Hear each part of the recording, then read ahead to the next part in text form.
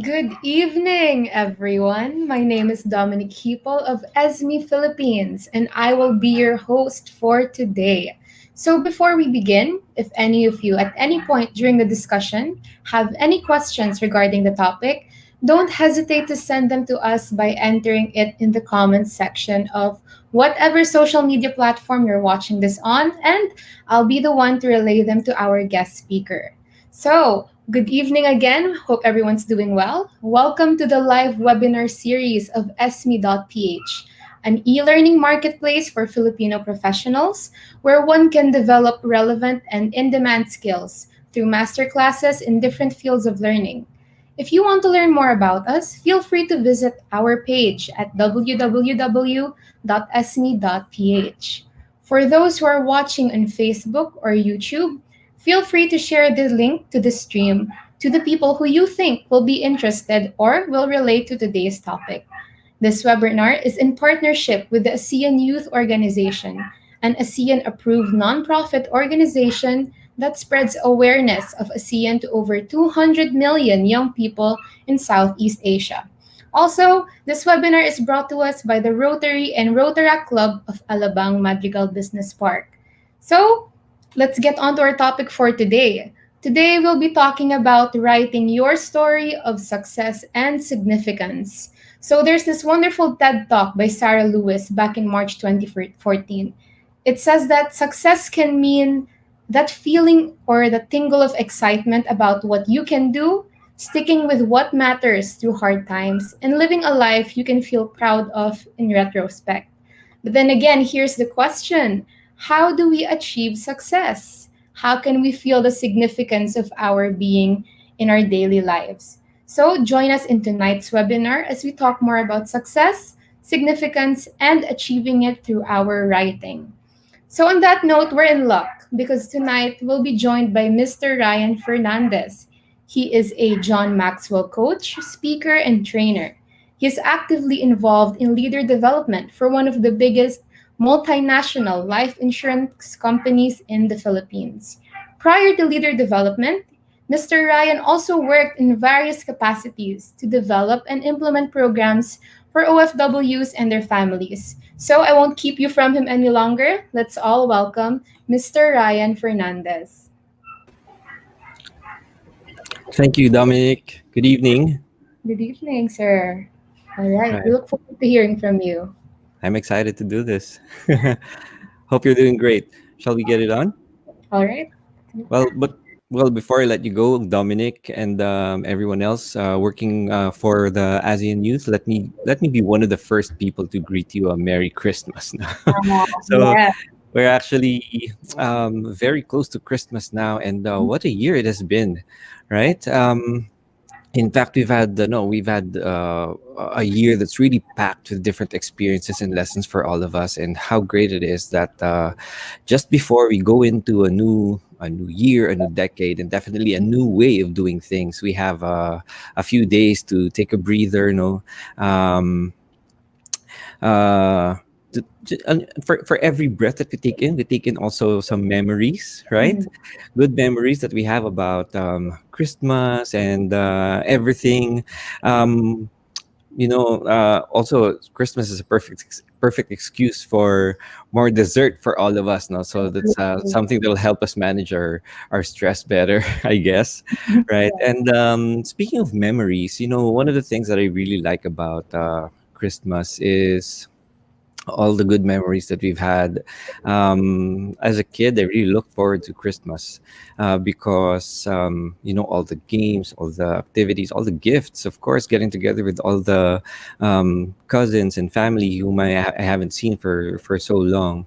But now, as a dad, there's been a little bit of change in perspective. Now it's me creating memories, and then I realized all those memories that we enjoy for Christmas, they really didn't just happen, right? They didn't just happen on their own. Because a lot of wonderful people really put a lot of good intentions, a lot of detailed planning, and a lot of great action right? A lot of very deliberate and unrelenting action, especially during this time. Imagine during this time, trying to create good memories for everyone, no, not just members of your family, but also maybe just your customers. You want to make this time a good Christmas for everyone. So there's really a lot of great action going into there. And you know what? One thing I realized also is there is no such thing as inaction right now. It's there's nothing neutral about it. Meaning, if you're in inaction, you're actually contributing to the things that we don't want to experience, right? So it's really just um, taking a lot of good action if we want to create good memories for us and for everyone. And that actually takes me to my first point, right? We're talking about writing your story of success and significance. And the first thing that we really need to take a look at is the kind of action that we're taking. What kind of action are we taking? A lot of people, we've learned over the many years, right? We've learned that a lot of people actually um, have been accepting life, right? A lot of people have been accepting life, meaning they just play the roles that have been handed to them. And that's why I'm actually calling my talk tonight, writing your story of success and significance. Because when you look at your life as a story, you begin to see that you actually have a say. You can actually become your own hero, right? In your own story. You don't simply accept what's handed to you. And so that's one thing that's going to be critical, no, as we take on day after day after day, we have to realize that we're actually writing our story. And because the pen is in our hands, we might as well make it a story of success, a story of significance. And the only way that we can do that is if we take action, right? We have to take action with intentionality. And let me share with you the benefits of taking action with intentionality. The first thing that you will see is taking action with intentionality will reaffirm your values. Reaffirm your values, meaning if you act out your values, whatever you say is important to you, you actually end up prioritizing those values. In fact, as you prioritize those values, you might even feel an internal battle in your mind, right? You might even challenge yourself. You might question yourself. But when you take action, that's when you'll be able to reaffirm your values. When you take action, you'll also be able to find your voice. It actually gives you strength, gives you power, right? You get the confidence to speak out what you believe is right, and you get a confidence to actually act on what you think is right. And that gives you voice, that gives you character. It actually develops your character too, right? And all of these things, they all contribute to give you a really fulfilling experience. It's an inner fulfillment that you can't get from anywhere else, aside from taking action with intentionality, meaning taking action because you intended for that action, um, for that action to happen. You wanted to take that action because you want to achieve something.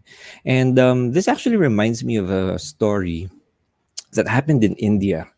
There's a story of a 16-year-old girl from Netherlands who lived a very privileged life. And in one of her trips with her parents, it was actually a long-term assignment of her dad to in India, right? And she realized that the people there were really living in extreme poverty. People were really just accepting what life handed to them, and they really didn't have any fighting chance of getting out of the poverty that they were born into. And so she started taking a look at the people. She started taking a look at children, and As she tried to communicate with them, she found out that they can only speak the local language.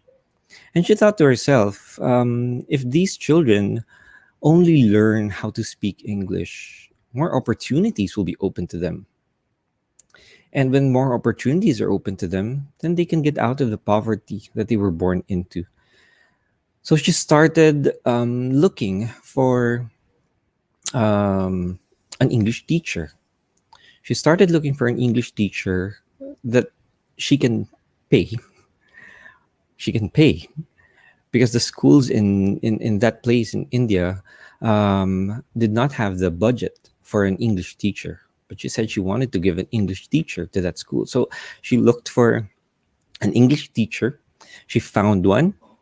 And incidentally, this person was the sole breadwinner of the family, and she was trying to help her dad um, get through cancer. Right. So what she did was she started doing bake sales in her school, um, but she found out that she didn't really have enough money. Well, again, I mentioned that she was a very she was living a very privileged life, but she didn't want to use that for the English teacher. She wanted to do it on her own. So what she did was on her 16th birthday, she started sending out invitations, and all the people that she invited, she asked specifically that when you come to my party, when you come to my 16th birthday party, please bring a plus one. Please bring a plus one. And you and your plus one, please don't give me any presents. Don't give me any presents. Instead, please help me raise funds for this school. So to cut the long story short, she was able to raise funds to pay the salary of that teacher for a whole year. So the children got their education.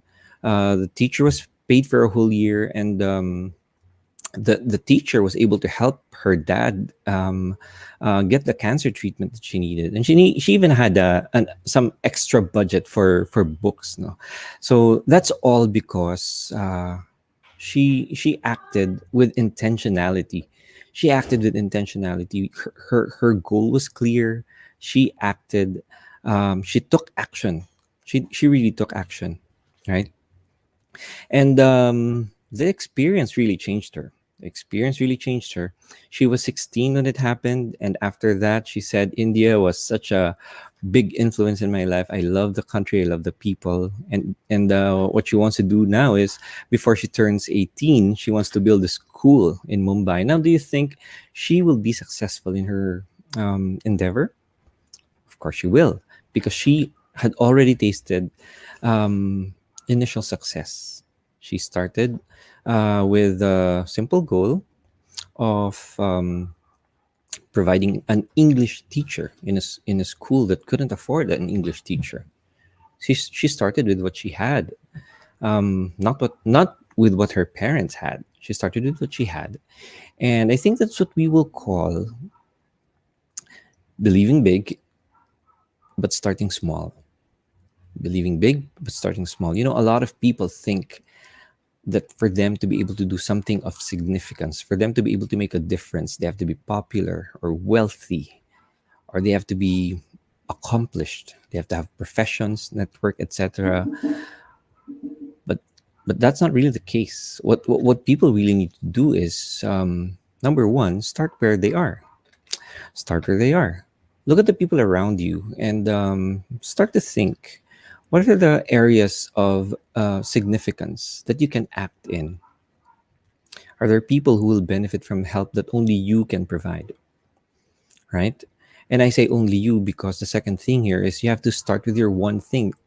All of us are all unique. We all have our unique talents. We can do things that other people cannot do. We all have our unique talents. So we have to find out what that is. We have to find out what that is. So we will be able to start and make a significant contribution that only we can give, right? Third item here is to start watching your words. We need to start watching our words. The minute we go out of our comfort zone, guess what? The minute we go out of our comfort zone and try to do something to make a difference, guess what will happen? difficulties, failures, challenges. So we need to really watch what we say to ourselves.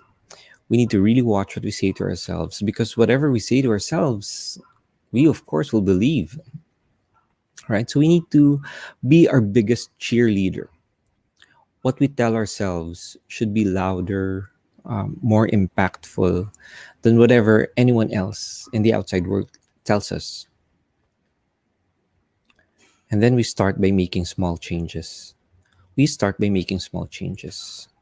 Um, a small thought, a small passage to read, uh, a small phrase of kindness that we want to give to others, or a small gesture, a small act of charity. What's important is we start. What's important is we start. And you know what? This actually reminds me of a book called Tiny Habits. There's a book called Tiny Habits, written by B.J. Fogg, and in that book, he says, if you really want to create a habit, if you really want to master behavior, what you really need to do is start with small acts of habits. I don't know, maybe some of our participants right now, maybe fitness is one of their goals. It's actually a very common goal, right? Maybe fitness is one of their goals, and if um, getting fit is a challenge, getting that discipline to every day stay active. According to BJ Fogg, all you need to do is, let's say, on a given day, just start with one push up, just one. Start with one push up, one squat, one sit up. Start by making small changes and do it every day. Do it every day. John Maxwell is so famous for saying that the compounding effect of consistency is really the foundation of success. So start making small changes, do it consistently, and pretty soon, what you believe, you will see. Then again, we go to finding your why. Why do we need to find our why anyway? Why do we need to find our why? You know, um, living your why, or knowing your why will give you freedom. Knowing your why will give you freedom. Freedom to really pursue what you really want, right? Living your why, or living your why will give you the freedom to know that what you're pursuing is not a distraction, but it's really something that you're pursuing, really something that's important to you. You're free from any guilt, free from all those things that might limit you from continuing, from pursuing, from making it bigger. And as you live out your why, you will gain the confidence. You will gain more confidence. And the funny thing about this is, the more confident you are about your why, the stronger your why becomes. And then as a result, the more confident you become again. They feed on each other. Um, about momentum, there's this thing called layering. You have to layer your why with action. Layer your why with action. There's a deep connection between your strengths and your why. When you find your why, you pursue it with what you're good at. And as you do that, you feed yourself with positive energy that will really give you the momentum that you need. Just think of Celine when she was in India. Imagine all the challenges she must have faced as a 16-year-old in a different country with a language barrier, and people really thinking that you don't need to work, you don't need to sell, you don't need to ask us for donations. Your family's wealthy enough to finance this English teacher. But that's not what she wanted. Yet she persisted, she pursued her passion, she pursued her why. She really wanted to do it on her own, help the children there, and she did that. Also, consistently living your why gives you impact. Again, uh, consistency is such a big concept, right? towards the end of the year, all these fitness trackers like Strava and all that, they send you all, like a review of what happened during your year, right? Even Spotify does that.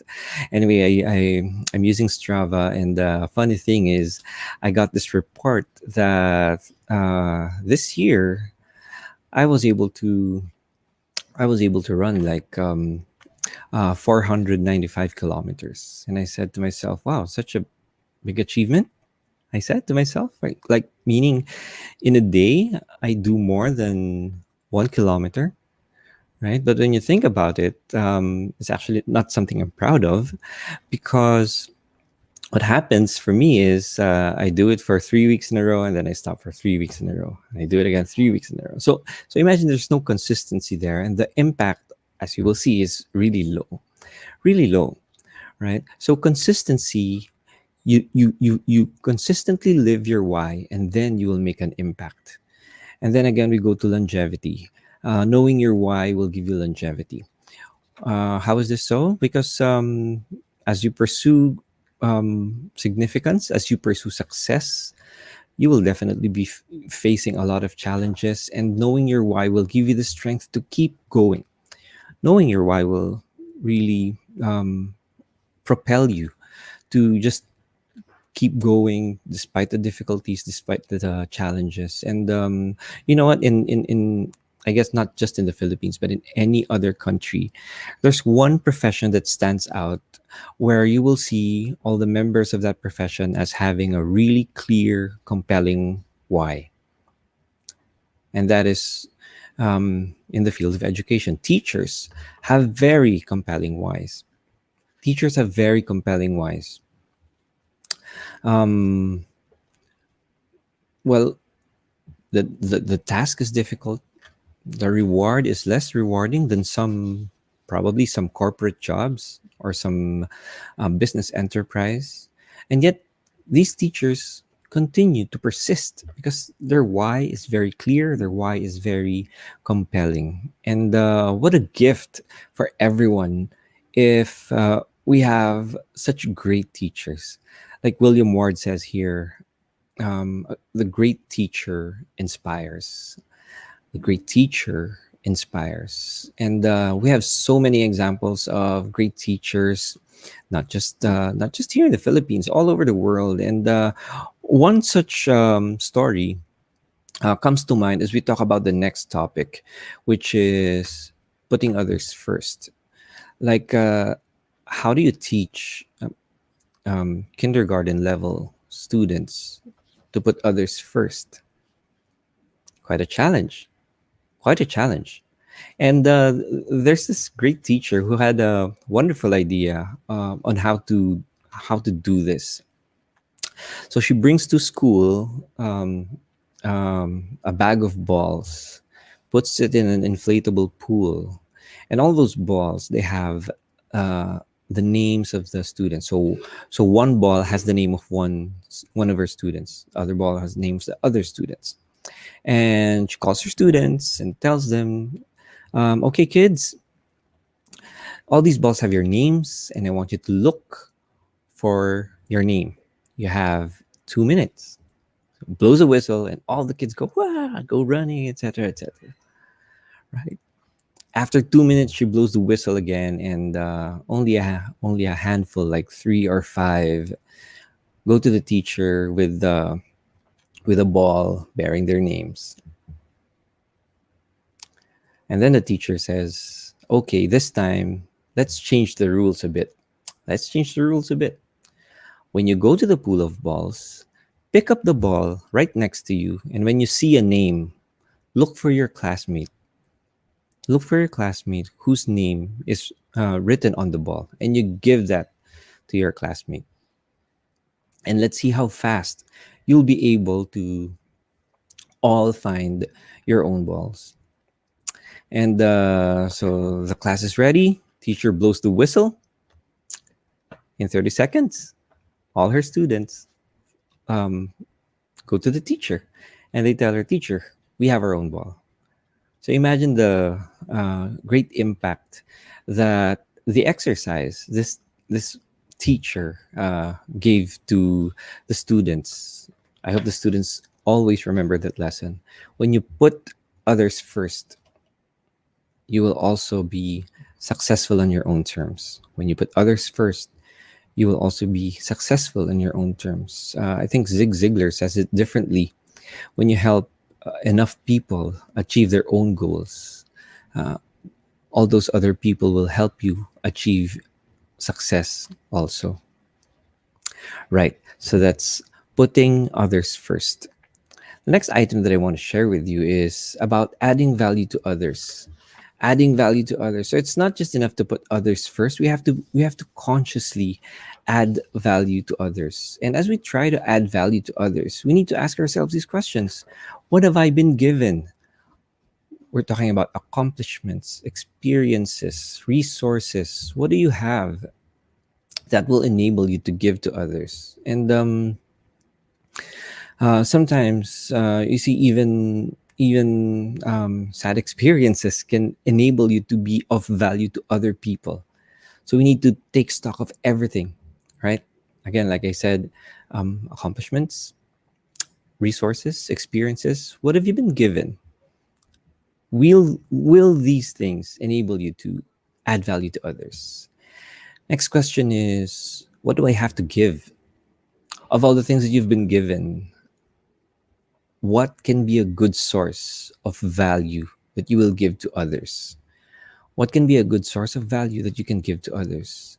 And next, what can I do? So look around you, right where you are. Look around you and try to see what you can do. Are there people just just right next to you who need help? Someone who might benefit from a value that only you can give? Is there a time when your help is needed most? What can you do? So, how's your story coming along? I hope your story is going well. You might recall from all these photos the items that we discussed earlier. So we started by talking about taking action. And when the action that you have to take seems daunting, remember that you have to believe big and start small. And as you try to start small, it really becomes very relevant to find your why. Find your why. Find your why. It'll be your fuel to help you start small. It'll be your fuel to help you persist, even as that big thing that you want to achieve seems very far. Those are the first three things that we discussed. And then we talked about putting others first and adding value to others. You might notice, my friends, that achieving success will be easy. Achieving success will be predictable when you do the first three things: um, taking action, believing big, and starting small, and finding your why. You will achieve success when you follow these things. But significance you will achieve when you put others first and when you add value to others. My friends, these things, they don't just happen on their own. They don't just fall in your lap. I've never seen anyone successful who said, "Oh, I don't know how it happened. It just happened." Success is really an uphill climb. It's really an uphill journey. You have to push. You have to push. And you have to do it with intentionality. So, so let's continue with intentional living. Intentional living prompts us to ask, what is significant in my life? What is significant in my life? If you really want to be intentional about it, you have to answer this question in all honesty and answer yourself. Um, yeah, if you have to write it, because writing helps clarify things, and writing helps you have something to go back to later on when things get difficult, when things get buried in too many other thoughts. Intentional living also motivates us to take immediate action in areas of significance. And I say areas of significance because there are a lot of people who are really busy, a lot of people whose every hour is accounted for, every 30 minutes accounted for, every 15 minutes of their time accounted for. But unless they're doing it because they're living with intentionality, they might not be doing it in an area significant to them, right? So let's make sure that we live with intentionality. Intentional living motivates us to take immediate action in areas of significance. It also challenges us to find creative ways to achieve significance. When we're intentional, we're unrelenting. When we're intentional, we don't we don't settle, we don't accept what is um, what is something other than what we really want, something other than what we really intend. So intentional living really challenges us to find creative ways to achieve significance, and you'll be surprised at the amount of creativity that a person has. You will be surprised. Deep inside, everyone's fully resourced. Deep inside, everyone's fully capable, very creative. We just have to give everyone the opportunity. We just have to give everyone the proper guidance, perhaps. And then creativity will um, help everyone face the challenges, no? And everyone will achieve significance. Intentional living also energizes us to give our best effort to do significant acts. When we're intentional, we wake up with purpose, we wake up with intention, right? Every day counts for us because we want to make sure that we achieve our goal, and it really energizes us. We don't do things because we feel good. We do things because they're necessary, and we feel good after we do those things. Intentional living also unleashes the power of significance within us. Significance is um, sometimes taken for granted, right? But imagine um,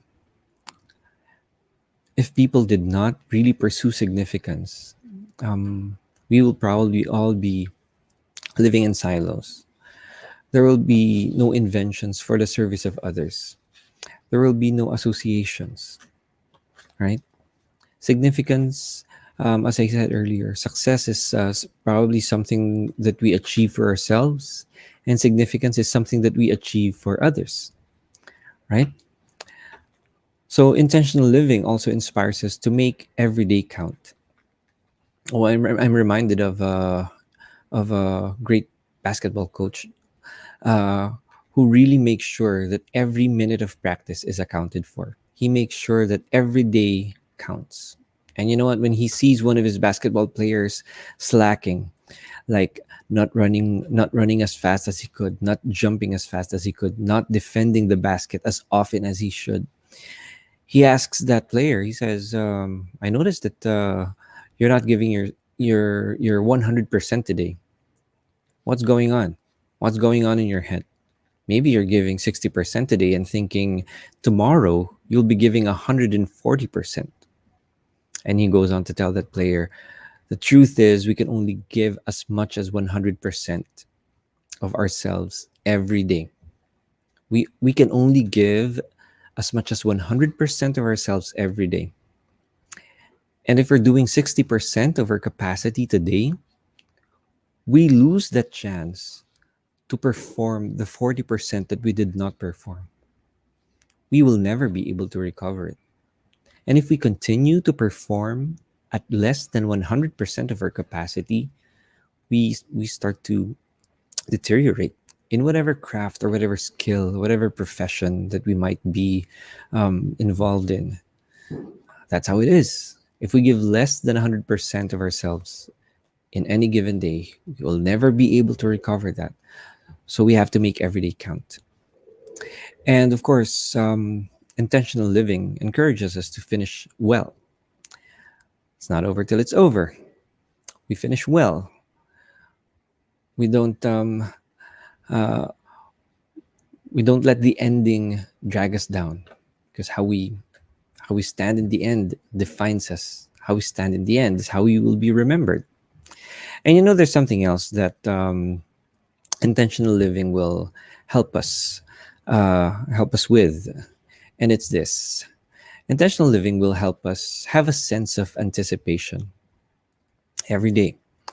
When we have that sense of anticipation, we value each day as much as we should. We give a lot of value to the time that we will never be able to recover again. And when we anticipate something, we prepare. We do all the preparations that we need to do, because we're anticipating something, we're expecting something, and if we don't prepare, we might miss the bus. Having a sense of anticipation also helps us generate good ideas. Like I said, we have all the creativity that we need, we have all the resourcefulness that we need. um, Having a sense of anticipation prompts us also to look for other ways to help others. Having a sense of anticipation prompts us to look for other ways to help others. Because, after all, what are we anticipating? What are we anticipating? That's the important question here. That's the gift that we have to unwrap. What are we anticipating? If we are anticipating the fulfillment of our expectations, something that we act on with intentionality, then we will really make sure that it happens. So what have we covered so far? We said we have to find our why. Finding our why gives us the freedom, confidence, the momentum, the impact, and the longevity that we need. We also have to believe big and start small. We don't need to be um, accomplished, um, wealthy, famous, popular to do something that will make a difference. But we have to believe it, and we have to start in whatever capacity that we can, and we have to be consistent. We also have to take action. We also have to take action. Taking action will change everything. Taking action will um, silence all the doubt that we have. Taking action will really set us in the right direction. Taking action will lead to change. As we take action, we need to put others first. That's how we achieve significance. The first step to achieve significance is putting others first. And as we put others first, we need to add value to others. We need to add value to others. Otherwise, how are we um, achieving significance? And finally, we have to live with anticipation. Live with anticipation. Um, this actually is so aligned with universal law. Um, Maybe a topic for another webinar, but living with anticipation will really help you attract the achievement or the accomplishment of the goals that you really desire. Now you know. Now you know what it takes to write your story of success and significance. But let me tell you this: nothing great was ever achieved by knowing. Nothing great was ever achieved by simply knowing. Someone said if information was all it took, I think it was Les Brown who said this. If information was all it took, then we would probably all be skinny, rich, and happy, right? But it takes more than information. It takes a lot of intentionality. It takes a lot of detailed planning. It takes a lot of great, deliberate, unrelenting, consistent action from all of us. So I hope our time together has been very fruitful for you. And I want to leave you with this invitation. If what we discussed tonight really spoke to you in a way that other webinars haven't spoken to you in the past, if you believe that this is really a way to do the transformation, to achieve the transformation that you've been looking for, then let's get in touch. You have my email address. Let's have a mastermind group if you want to do it with a group, or if you want to do it on a one-on-one basis, we can have a coaching session. It's all about John Maxwell's book, Intentional Living, Choosing a Life That Matters. And it's really pivotal in setting yourself on a journey to personal growth. And something's coming up, something's been cooking up in the John Maxwell team. And I want to share it with you. It's this: Change Your World. Change Your World is something that started as a book, but now it's a global program, global movement that really is based on values that will lead to internal transformation, and then it will take place through meaningful action, and it's going to take place globally. Change Your World is something that will transform um, every individual, and when we are able to do that successfully, then we are able to make this world better for every one of us. So that's it for me. Thank you very much again to the organizers, ASEAN Youth Organization, and to the Rotary Club, and to ESME Philippines. Dominic, I think it's time for me to turn the mic back to you. All right. So thank you so much for that wonderful talk, from intentionality to consistency to planning and action. Everything just hits home just a little bit much harder. I don't know if it's because of the pandemic, because of the season, pero in Tagalog, tagos sa puso, sir. All right. So Good.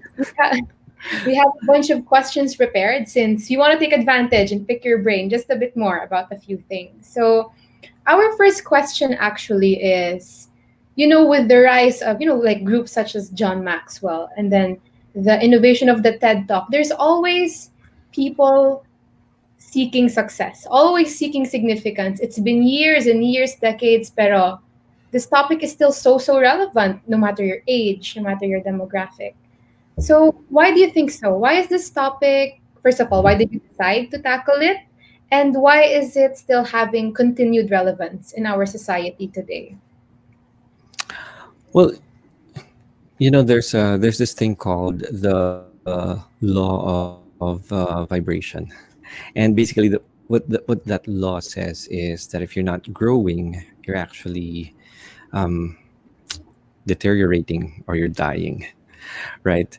So unless you actively pursue growth, unless you actively pursue success, there's no such thing as standing still. You're actually going backwards, getting deeper and deeper, right? And so this topic will actually never lose its relevance, as long as there are people breathing, right? As long as the world is as it is, everything continues to change. So we need to really keep our head above the water. We need to really try to understand success, and really try to pursue success in whatever field that we're in.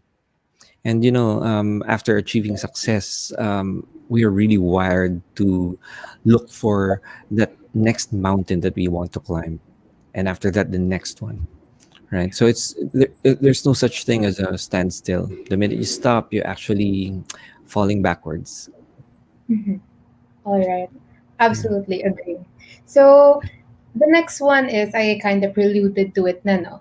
I really love the repeating theme of intentionality throughout the entire talk, because okay, for example, it's very relevant because when the pandemic first hit, all right, there was the novelty of Zoom and Skype making a reappearance, but when it wore off, here we are as individuals, we're discovering that our day-to-day face-to-face interaction with our co-workers, our students, the people we see Mhm. every day, that we see by default, it's gone. Wala, it's gone. We now live in a world of scheduled Zoom meetings and Google Meets, right? So from your perspective, what are some of the digital ways we can express intentionality in the context of our pandemic today?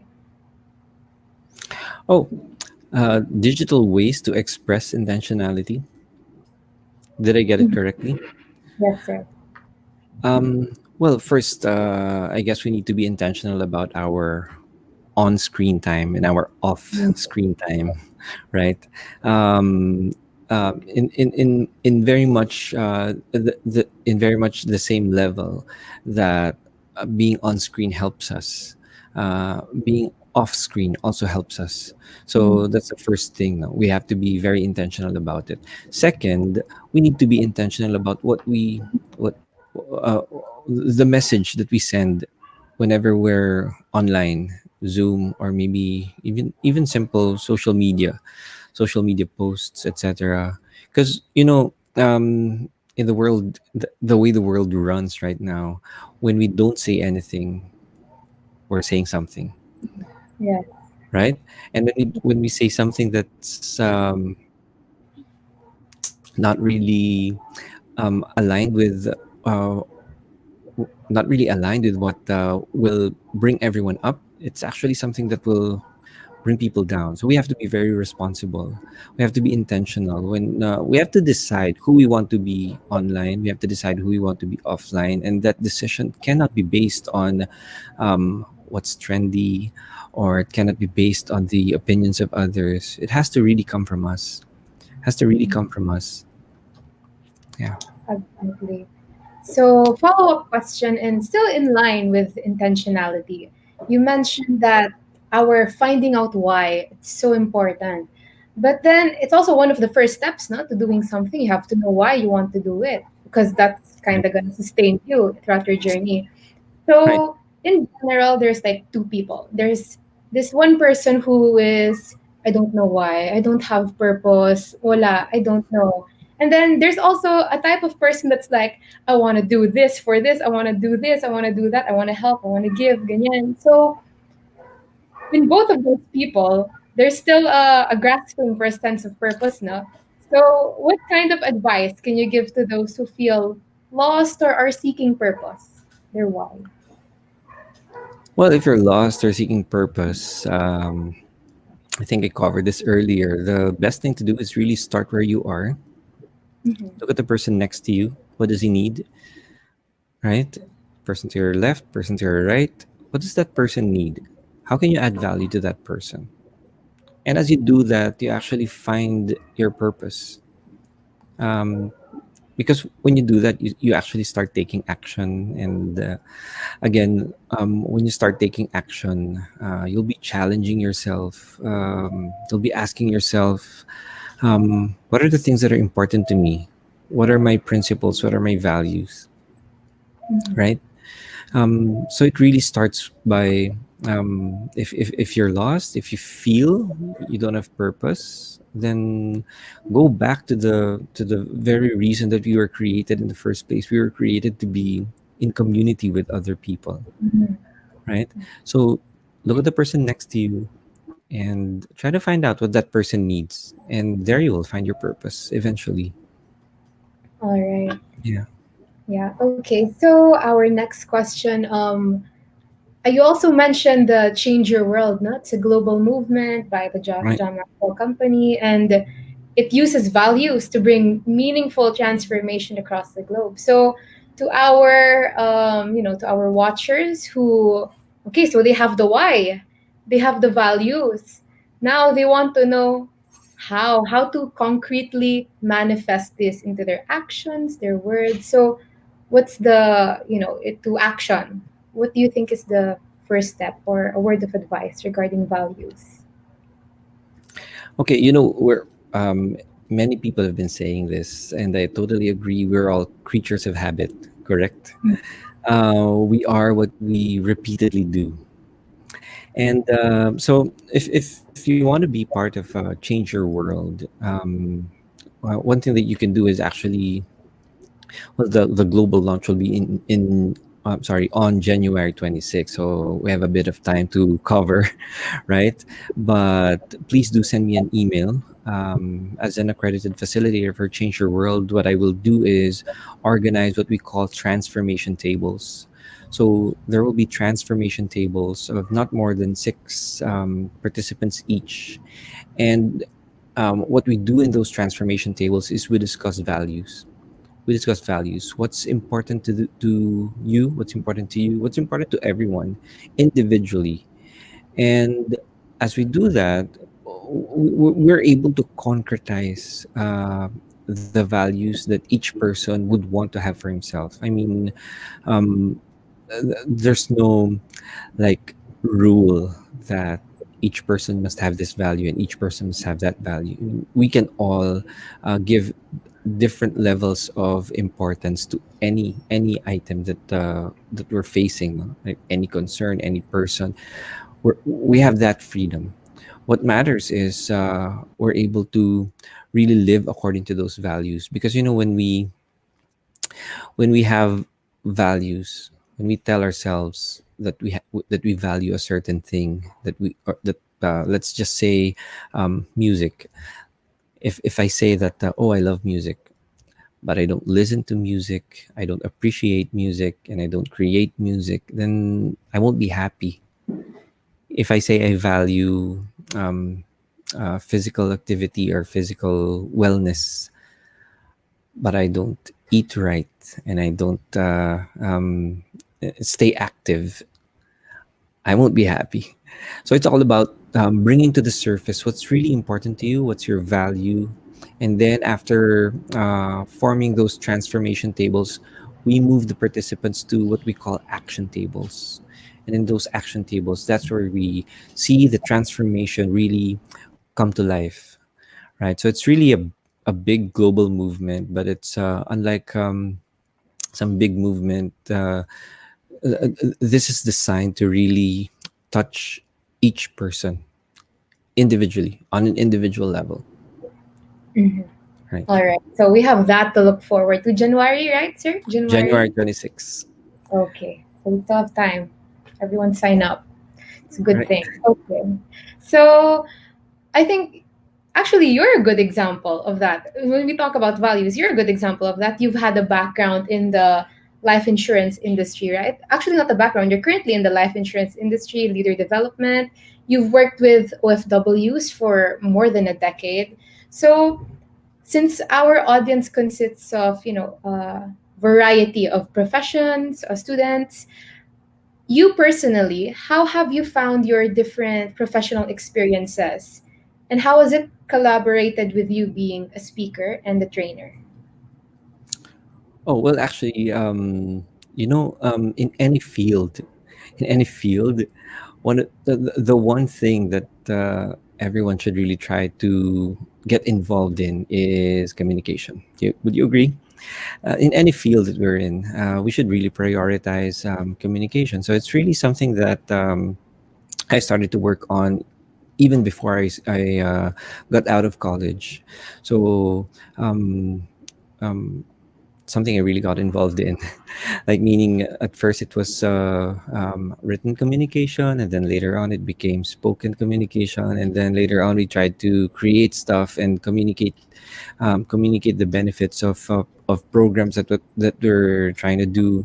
So that's how I found myself, I guess, in the area of or in the field of communication, and it's been very fulfilling, especially when um, like when third parties recognize that this communication program has really changed or impacted the lives of many.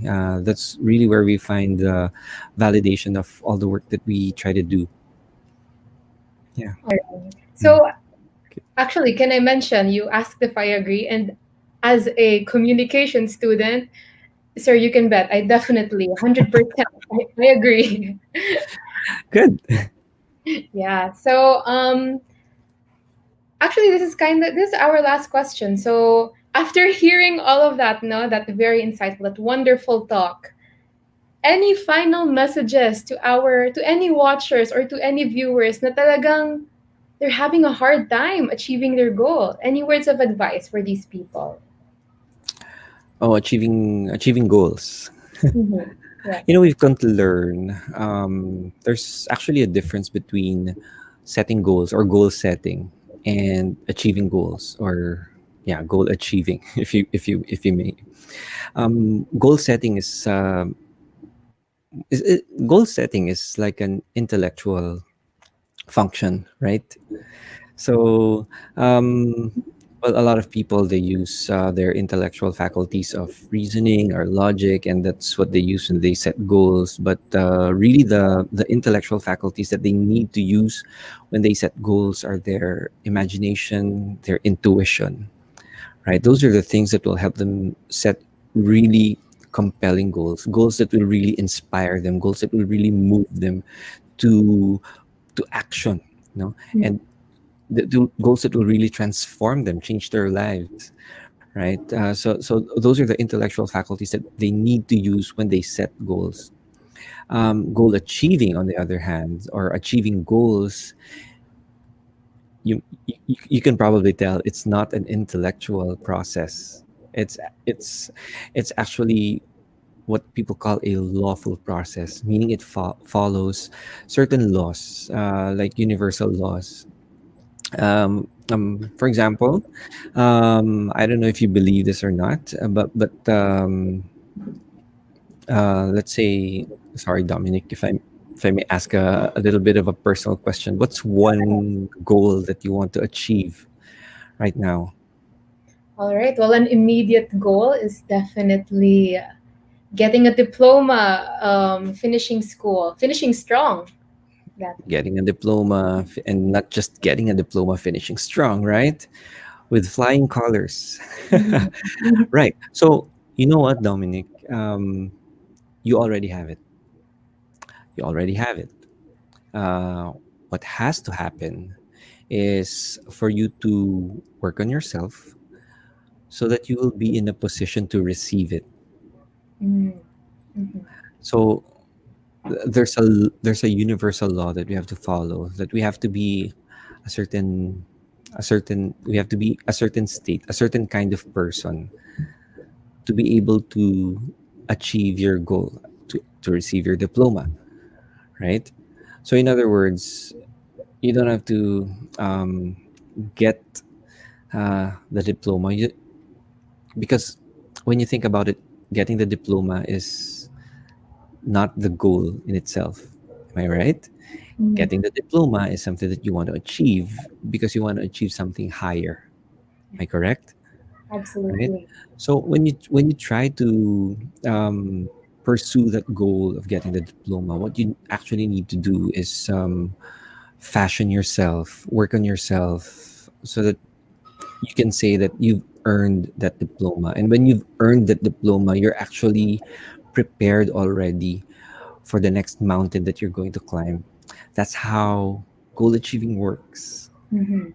See, so it's not really an intellectual process, it's a process that follows certain laws of the universe, All right? right. Amazing. Does that sound Absolutely. weird? No, absolutely. I'll keep that in mind. In fact, I am quite a believer of the law of attraction, mga ganyan. Right. So, absolutely. I 100% agree. So, that's it for our Q&A portion, sir. Thank you so much. But before we end, do you mind just reiterating, or do you have anything to plug or shout out, or perhaps reiterate where people can find you just so they don't forget? Oh, okay. Well, as I was saying earlier, before we went live, I'm a bit old-fashioned, so you can reach me via email. That's ryanrfernandez@gmail.com. If you need any help. Well, what we went through today is actually all from the book Intentional Living by John Maxwell. And what we can do, if these things spoke to you, what we can do is make sure that um, the writings, the lessons of John Maxwell actually find their way into your life, no? So you can see the transformation that you've been looking for. We can do it as a group through a mastermind group, or we can do it on an individual um, basis, like through coaching sessions.